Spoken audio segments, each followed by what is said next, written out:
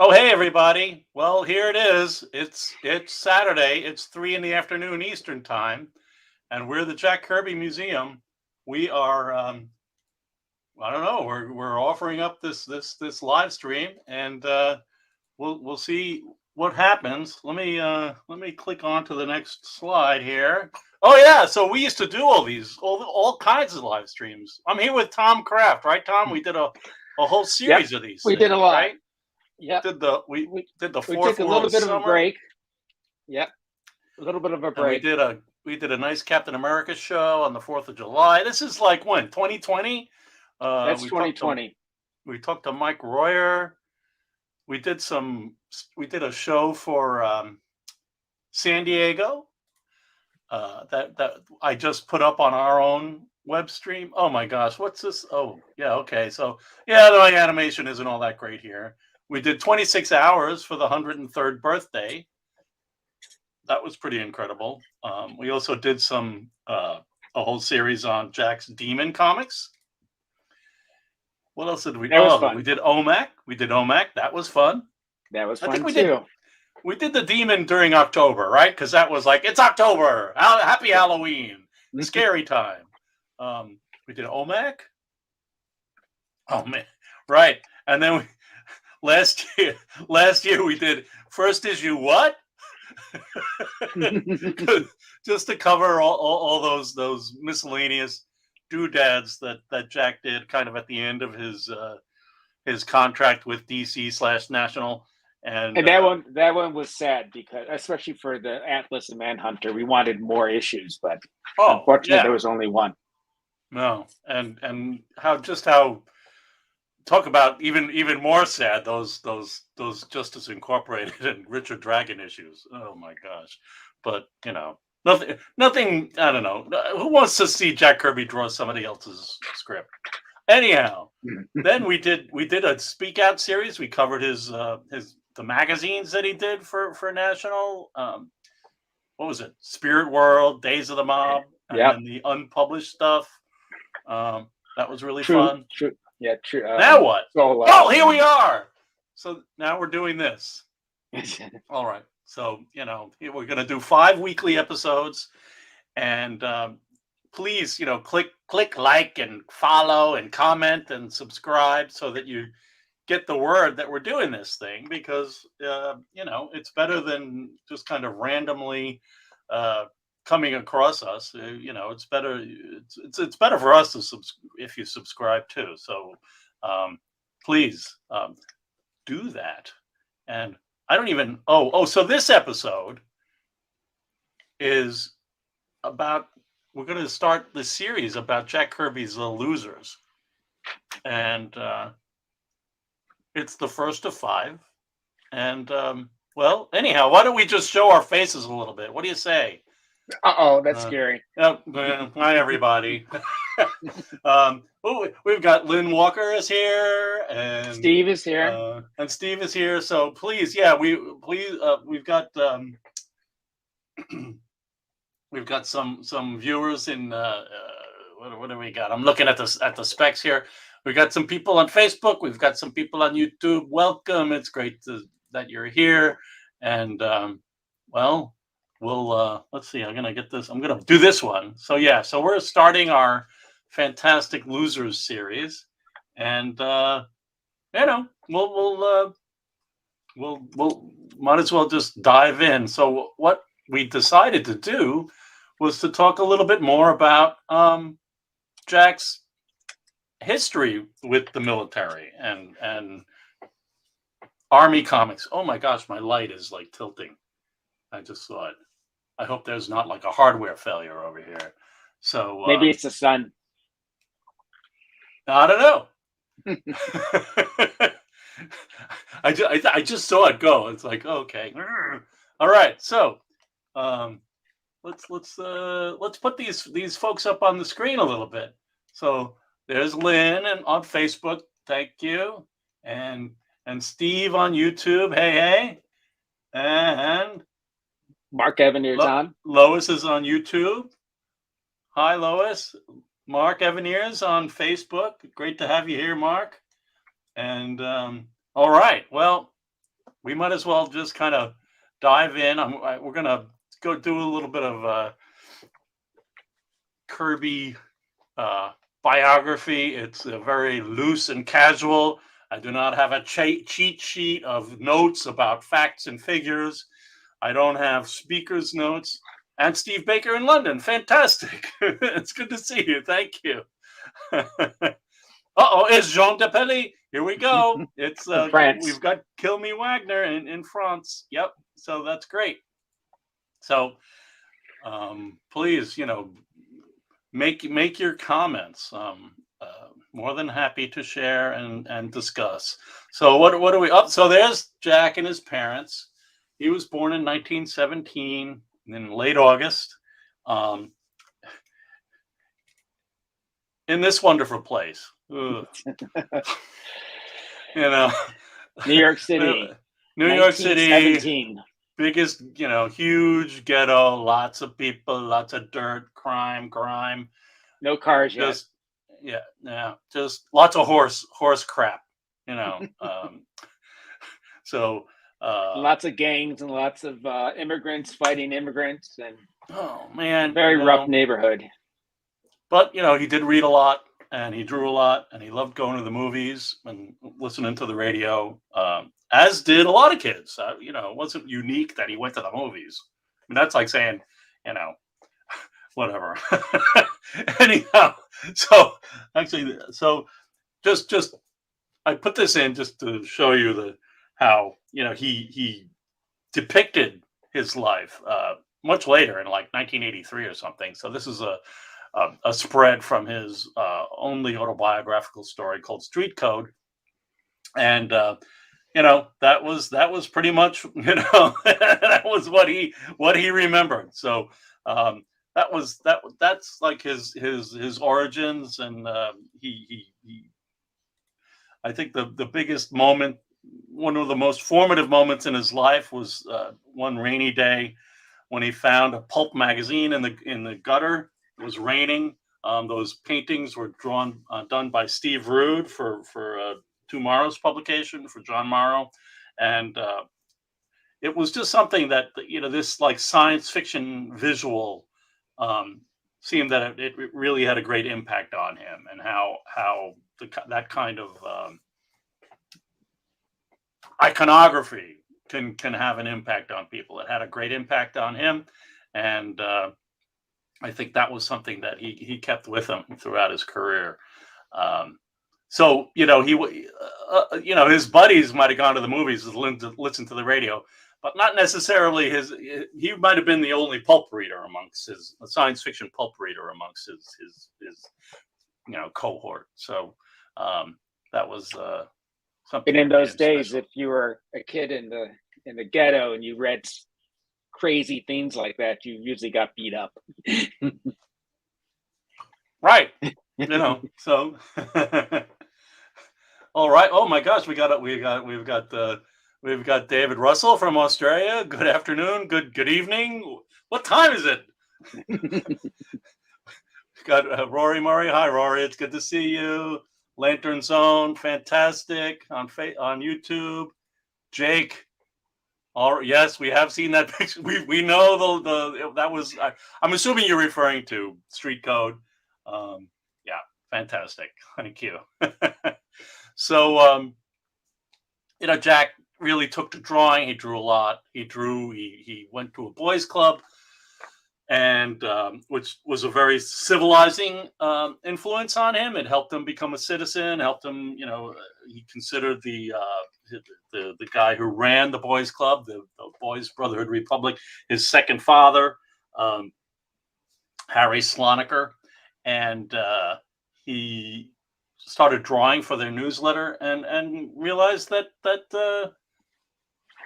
drawing might have been something that he could make a living at, and would wander up to Midtown Manhattan. I think he actually went and found himself in the offices in the Daily News, and there's some story about Walter Berndt, the art cartoonist of Smitty, that Kirby might have been a casual office boy for him for a while. Hold on, you. Who clicked on that? It was me. got a little ahead of my story. All right. Well, so he started getting work as an artist. He worked at the Fleischer Brothers cartoons, right? Yeah. Doing kind of industrial cartooning work in the sweatshop of the Fleischer Brothers, doing in between artwork on Betty Boop and Popeye cartoons, and that they were moving to Miami, so he didn't move with them. Because his mother didn't want him to move. That's right. And you listen to your mom. That's right. So, and Stefano, fantastic. Great to see you. So, he was, the timing was perfect for him to start working in these early comic book studios like Eisner and Iger, who were preparing comics to go in this new thing called comic books that were hitting the newsstands. It was kind of an explosion of opportunity for these guys, and so he was there at Eisner and Iger, and then he ended up at Fox, Victor Fox, and king of the comics. He was the first king. Oh well, yeah. So that's where he met his partner Joe Simon, and they ended up working for Martin Goodman at Timely Comics. Hey, what happened to that? That was not my thing. Okay, hang on a second. I clicked the button by mistake. So they ended up at with Martin Goodman, and then really, I mean, at some point, I don't know exactly where the timing was, but my gosh, Superman happened, and things exploded, and everybody got all excited, and there was money to be lots of money to be made. So the boys, Simon and Kirby, with Martin Goodman, they pulled together Captain America comics, and that was also a huge success for Joe Simon and Jack Kirby and Martin Goodman, and so they ended up producing 10 issues of those, but it really was it was a really big deal that they had done that, and of course the international politics, the horrors, what was going on in Germany, that these Jewish guys knew what was going on, and they basically had the red, white, and blue guy punching the German head of state a year before Pearl Harbor, and that was a real strong stand for them to take. It was pretty cool, so that happened, and then there were comics everywhere. I tell you, on the newsstand. We obviously don't have that anymore, but let us never forget the world of the newsstand. You could, anywhere you walked, stores you would go to, there were magazines, newspapers, and comics. Not like now. But these guys over at when they were at Timely with Goodman, they produced this first Kid Gang at the Young Allies. Then, because they didn't like the financial arrangement that was becoming apparent, what the real deal was with Martin Goodman, they left him and went to National, or DC as we call them today, but National. And National was a step up in prestige and business quality. Not that they were all that great, but they were a step up for Martin Goodman because he was in the gutter. Sorry. Much. Yeah, and they produced the Newsboy Legion.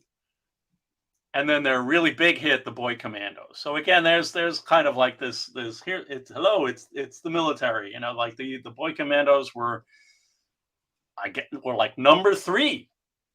There was Batman Superman was number 1 in sales. Batman was number 2 in sales, and Boy Commandos were number 3 in sales.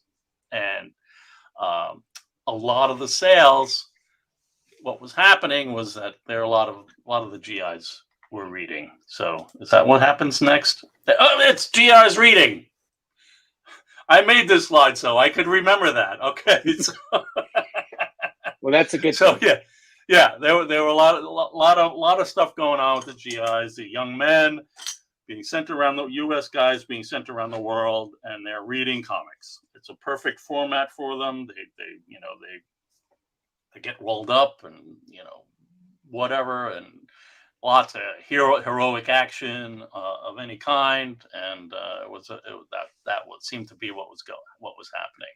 Well, it was a good escape too from the fact that they're at war. Yeah, they didn't want to read hilarious Adventures of the Hilarious Rabbit or the whatever. Whatever. It was like it seemed like they were more into the action and kind of fighting testosterone thing. But so Jack enlisted, and here's a drawing of him in 1943 that he did self portrait in Camp Stewart, and so this is just a little here. Oh, look, here's a picture of I scanned this. Oh boy, I felt so bad, but I flattened it out. It was at Tracy's house, and she has. I think she still has it. It was rolled up, and that's Tracy Kirby, by the way. Yeah, Jack and Rose's granddaughter, and right. there's Mr. Trouble right there. He's like, that's right there. Is that Wiggly? Yeah. So that's that location. So that's pretty cool to see. And so he ended up getting over there into the European theater. He kind of remembers it being a very short period of time after D-Day, but it seems that the research says that it was not that soon after D-Day. It was after D-Day. He wasn't storming on D-Day, but he did get there. And I believe it was the 11th Infantry. These are some drawings that he made. There's the anecdote about him, the lieutenant discovering that he was an artist and saying, okay, we're going to send you to the front line to draw schematics or, to scout out like where military machinery is, which was a very dangerous thing. But he had a pretty terrible experience. Most of the people in his, I'm sorry, my knowledge of military terminology is pretty bad. Unit, platoon, his platoon. Platoon, I guess. Yeah. A lot of people died. I mean, the story was that, they were trying to cross the river, and then there was all this trouble in Dorno, and it was just something that was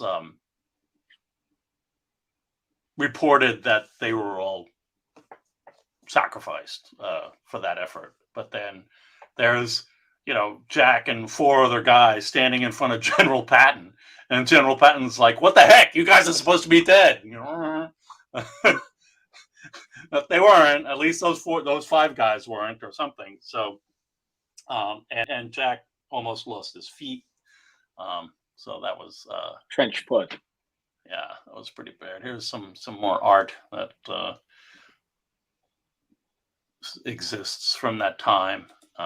Just great. This is something I also scanned at Tracy Kirby's house back in the early part of the museum's existence, 2007, something like that.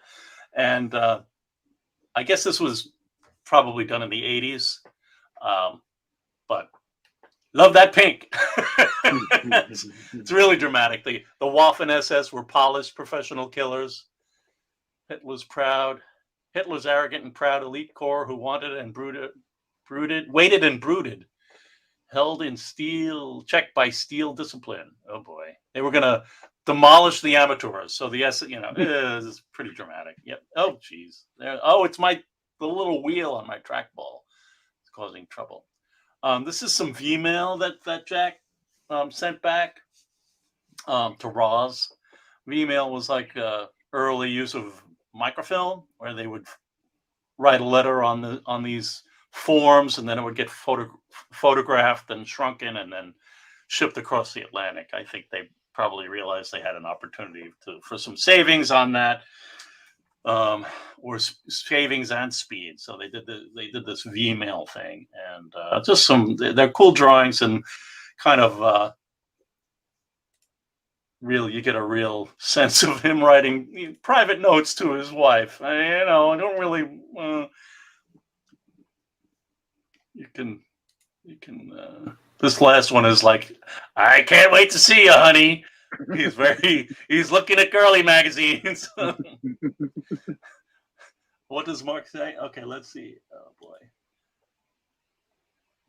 Mark said he was in contact with an archaeologist working in a U.S. World War II camp in France.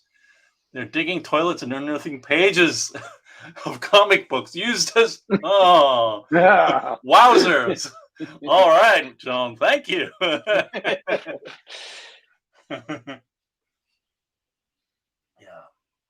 That's right. Stefano, my favorites are the books of Fury and the Losers, especially the episode of A Small Place in Hell. Next week, we'll be doing that next week, where many scenes look a lot like Spielberg's film Save Private Ryan. I believe many directors have grown up and honed their cinematic art with Kirby's comic books. I'm sure. Yep. So there he is, home. He made it, with his feet and his sanity. Very, very lucky. But lots of I think he did nothing but tell war stories in social context. A lot of these guys did not tell any war stories. They were very quiet about it. But Jack was a storyteller. He told stories for a living. So that's just the way it is. He's in Brooklyn, and I think he killed Nazis not only in reality, but I think he killed them in his dreams as well, or nightmares. So just a little bit of Jack Kirby's time in the war. I thought that would provide some context. Please go. I think if you go to Amazon Prime, there's a documentary that you could watch. We did a screening of it at our pop-up back in November, and it was very well received. And we had Jean de Pelly, who has commented here a few times at this very show, and he and Mark made a great documentary. Really, really enjoyable. I urge you to check it out if you haven't yet. So now what? Oh, so they're back. They're back from the boys are back from the military, and unfortunately, not only the comic book artists are, but the readers are too. And they're kind of like not really that interested in reading comics anymore. They've got families and jobs and all kinds of things to take care of. So the comic book industry ended up in a really weird place. There was a lot of trouble. There was trouble with distribution. There was trouble with paper. So at one point, Jack and Joe were looking at the newsstands, and they realized there were all these magazines in pulp form, like just text fiction, but these covers that all these ladies were buying. I'm assuming mostly ladies. But who knows? They, you never, people read anything, right? People are readers. So right. So they made Young Romance, a comic book, and it took off like gangbusters. It was so successful. I warned you at the beginning. I don't have facts and figures sitting in front of me, but it was huge. They made a great living. everybody else started making romance comics, and they started copying them. Yeah, yeah. The great copier, Martin Goodman and Stan Lee, his editor.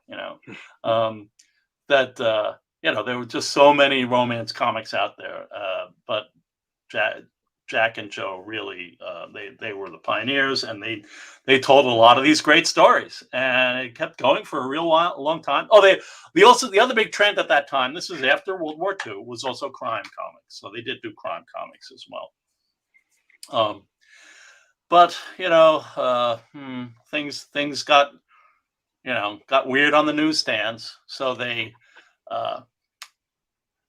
ended up not doing that many romance comics. But then they did some other things like Fighting American, but it was successful enough that they got themselves into a position where they became like self-publishers. They actually became publishers themselves, and they put out these comics, Bullseye, Police Trap, mainline publications. They put out Bullseye, Police Trap, and In Love. And in Love, I chose that issue of In Love just because it's the artists and models thing, which is always entertaining. And that Bullseye cover. Wasn't it the issue too that they tried to make into a comic strip, and then it started as a comic strip called Inky. Right. Yes, Inky, and then they cut it up and used it for one of the stories in this issue. That's right. Yeah. And I also used that. Let's see if I can do this. Where am I? Yeah. I love that Bullseye cover with that Navajo pattern on it. So that's just really cool, fun. But the fourth one that they did was The Guys in the Foxhole. And what was really fun about that, the marketing pitch or the angle that they had on it, was that it was true stories told by real GIs. And if you read the stories, you'd see, you'd see these kind of the credit, like in the credit, right? So that was kind of a cool thing. And no, forward, please. So here's a great 2-page story, The Hot Box, that Kirby and Simon put in that book. It's just chock full of goodness. Oh look, it's colored now. So yeah, we featured the booby trap in our comics combatives pop up. How many years ago whatever that was, but lots of great stories. Yeah, 14, 6 years, 7 years. Yeah. Yep. So, but you know what? Then this weird anti-mob, the mob. Well, anti-mob. What's wrong with that? But hey, where'd we go? Oh, there we are. No, I took us off because they had the story there, and you can't see it with us on there too. I got it. All right. So there was the newspaper distribution, magazine distribution challenges, and then of course the content. Oh, our babies. What are we going to do with our babies? So, these CSDs, Kafov, or just what were they commission on? I don't even remember. But anyhow, they basically killed the comic book industry back in 1950, whatever. And I think it was 56. Yeah, 56. And then it basically caused Mainline to go under, and they sold some of their inventory to Charlton, and so they where's my mouse? Okay, so it was a Joe Simon moved on out of comics, stuck his toe in every once in a while, but Jack was really struggling. He had a really tough time, and he did end up working for Goodman earlier in 56 or 57, and worked on some of these comics called Battle. There's some cool stories in there,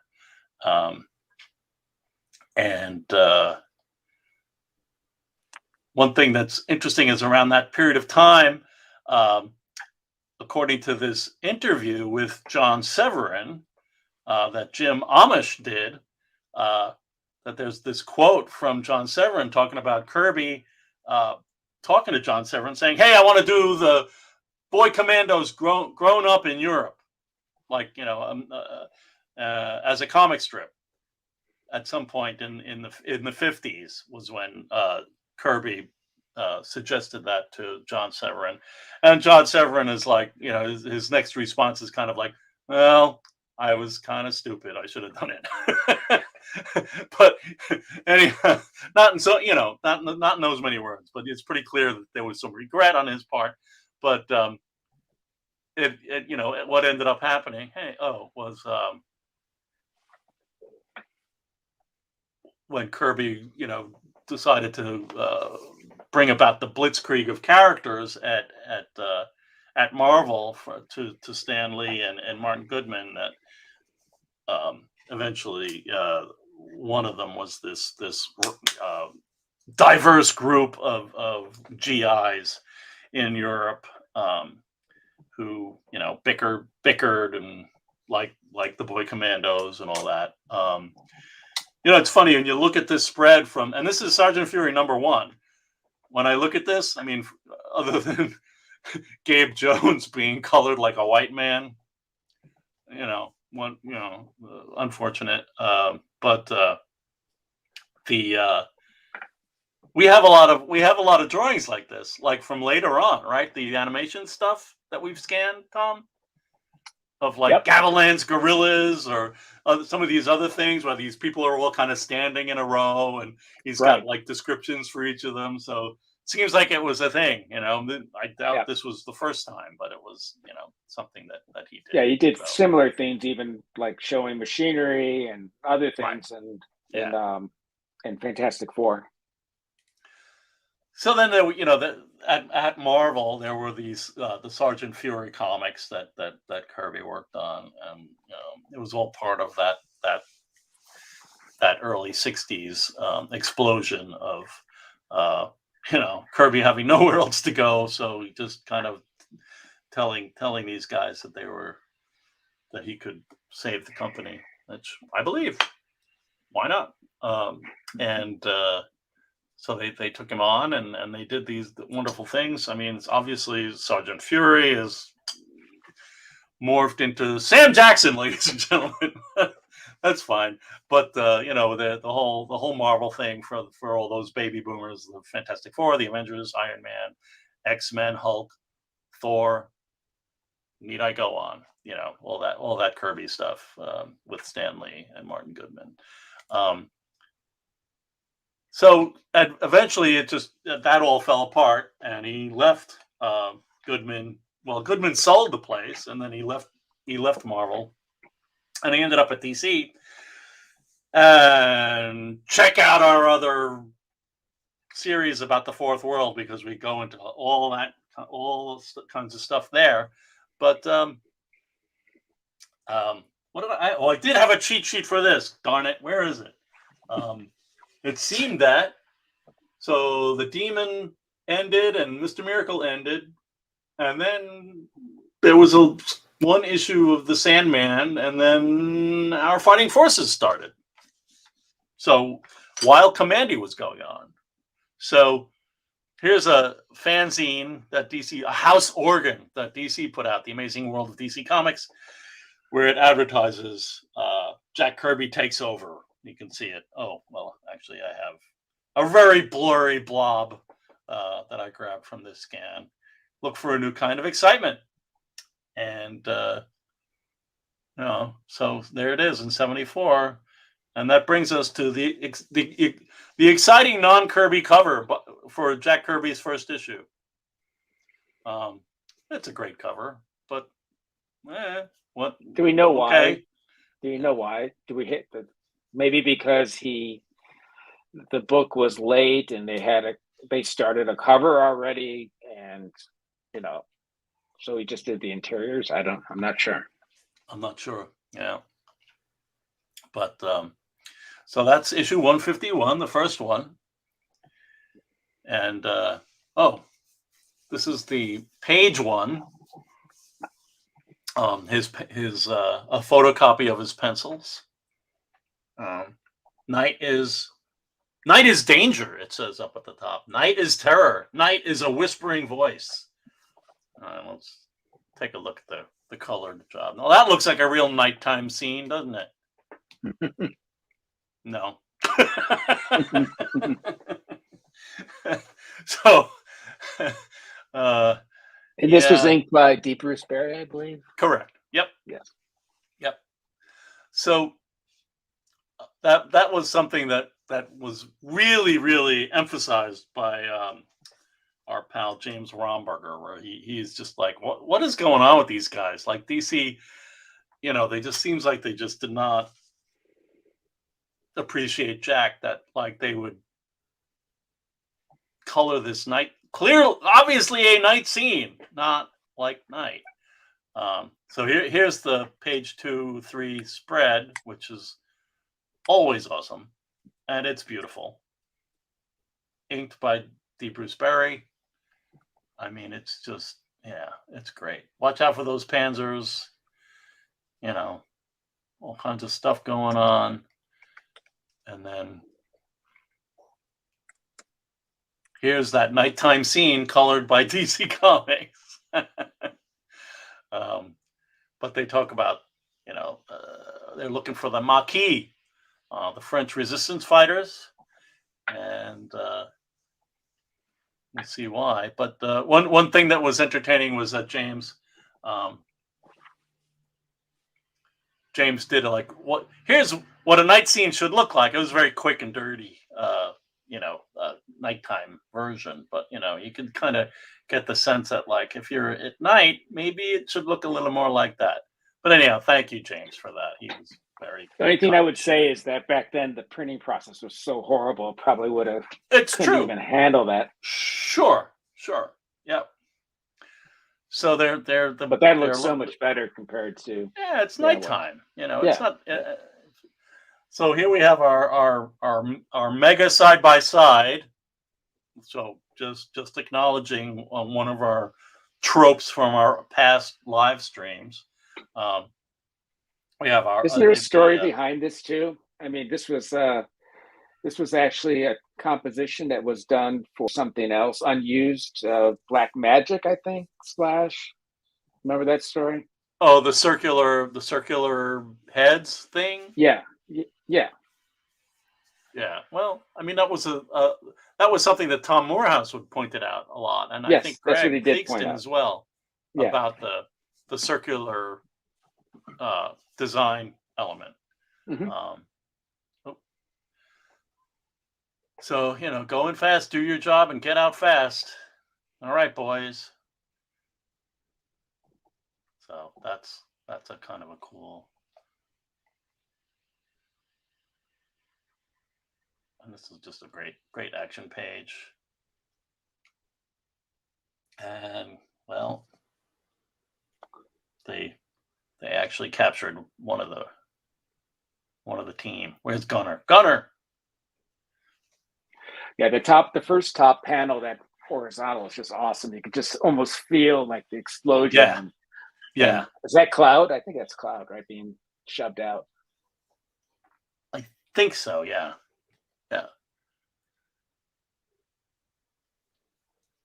So then they're still getting overtaken by the Nazis, and they're looking for the Maquis, but we can't find Gunner.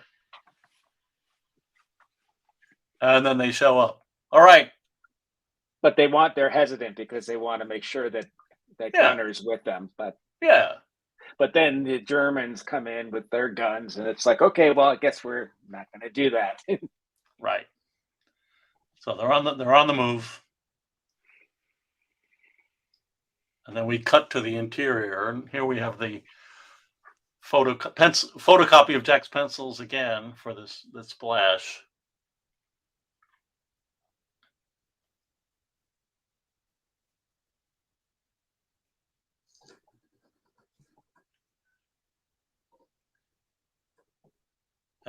This guy the major seems to like to play Wagner, but he does it. He knows he's not that good, right? Right. Yeah. Yeah. And then They bring Gunner in. They bring Gunner in. And of course, the major is kind of like, well, I wanted them all kind of thing. Yeah. Yeah.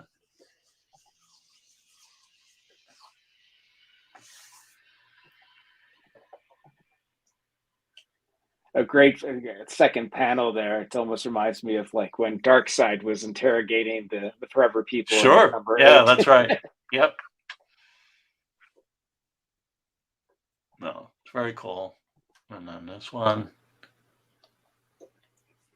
Okay, get this guy out of here. Follow the woman. The maid's Yep. gonna show him to the bed. Yeah.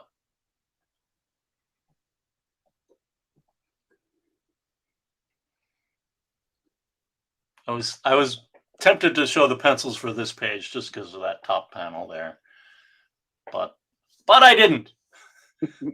Sorry, folks. Don't tease them like that. I know. If you don't have it, don't say it. All right. So yep, it's all about the Maquis, and there's tunnels in this town, and they're hiding the losers out. There's more tunnel. They've got more tunnels here than streets. They got us in, they'll get us out. It's almost cool, like the top right panel, how it's like Yeah. it almost looks like two panels, but it's one, Like a cutaway or something. Yeah. Very nice technique. So there, we got to rescue a famous concert pianist. How about that? All right.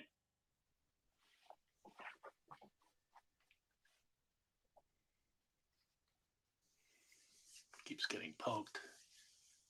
And so they're interrogating Gunner to find out where this person is. And they know that the Maquis has hidden her in the town. Yes. So they're pulling pulling all the women. They've rounded up these suspects. She could be any one of them. And anyone. Mm-hmm. Oh, here we go. All right, let's take a look at that. It's funny, the middle panel with the heavyweight woman to the left looks like the same woman that's later on in another story. Oh, that's true. Yeah. Panama Patty or Patty? Panama Fatty. Oh. Fatty, that's it.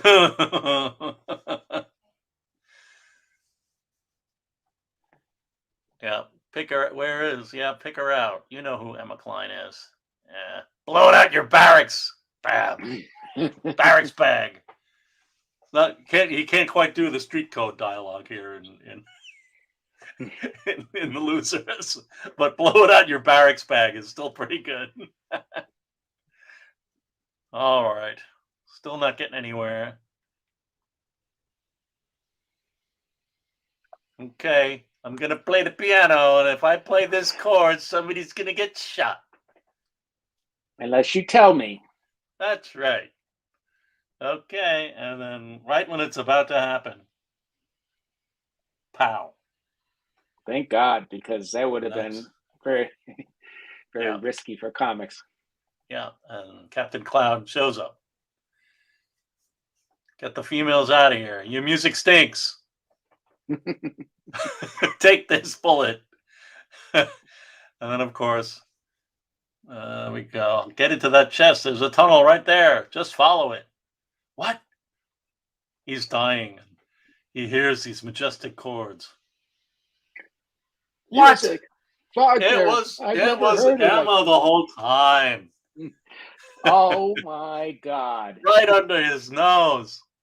It's magnificent. The Major breathes his last as vivid flashing images sweep over him, bearing him along to eternity. Where the Valkyries ride, the dawn slowly rises, in union with death's gaping sockets. It's so good. Wagner was really big with the Germans during World War II. Well, yeah, he was, yeah. But, yeah. That's it. Oh yeah, and then, well, okay. Then they blow the town to Let's smithereens. just blow the town to smithereens. Ugh. It's a pretty dramatic panel there on the upper right. Yeah. Oh, yeah. Pretty much the whole town's being destroyed. Look at Yeah. all those guns blowing. Ugh. All right.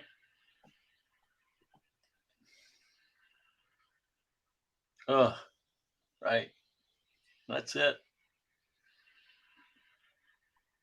The air is hot and smelly. Nothing moves except the snake-like patterns of shifting flame. Ugh.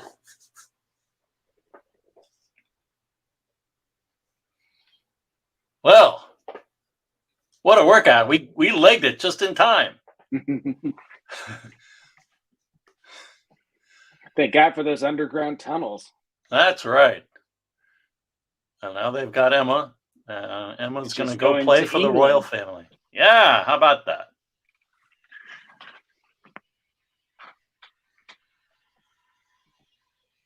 Okay. And thus our story ends. Jack's story ends. It was good. Yeah, I thought it was a good Yeah. story. Really good.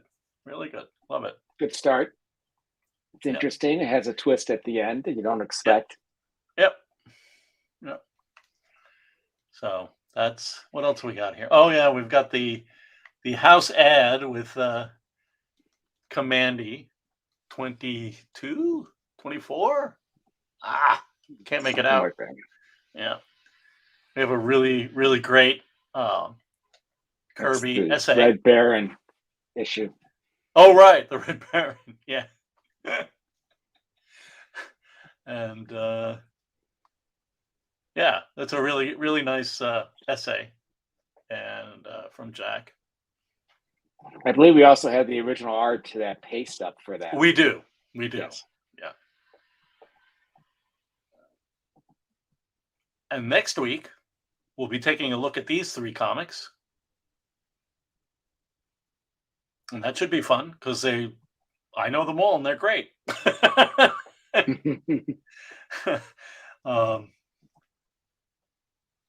All right. After that, we've got these 3.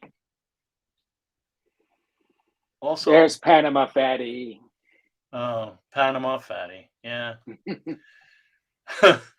And then these guys. Mile a Minute Jones. Ivan. What happened to the last one, Ivan? Did you have a cover? What about it? It didn't have a Jack Kirby cover on it. I didn't put it on. Oh, okay. I like Jack Kirby art in my Jack Kirby live streams. What can I tell you? And then our last episode on the 26th is going to be a special event. Something special is going to happen. At least maybe it'll be different, right? It'll definitely be different. Yes. It'll be different. Yeah. So, but then we will also cover these 2 stories. So, Jack also did the some of that fun stuff with like, here's your, the tanks of World War II and the machine guns of World War II, right? So we'll cover some of that stuff. We've scanned some of that, so that should be, kind of entertaining. I know he had some of those reference books that he used.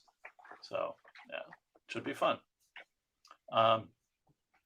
Please, as I said, please, folks, just subscribe to our channel, especially on YouTube, so you get our fantastic alerts when we go live or when we schedule something.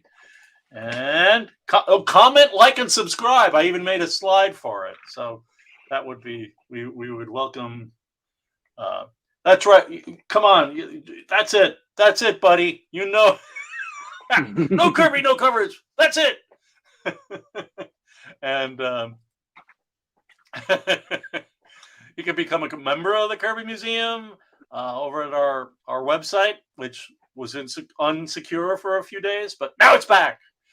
We had some technical challenges, but the technical challenges have been resolved, and we have fantastic items for sale in our gift shop, like a purple shirt like this, or a brown, dark navy blue long sleeve shirt like what Tom's got on.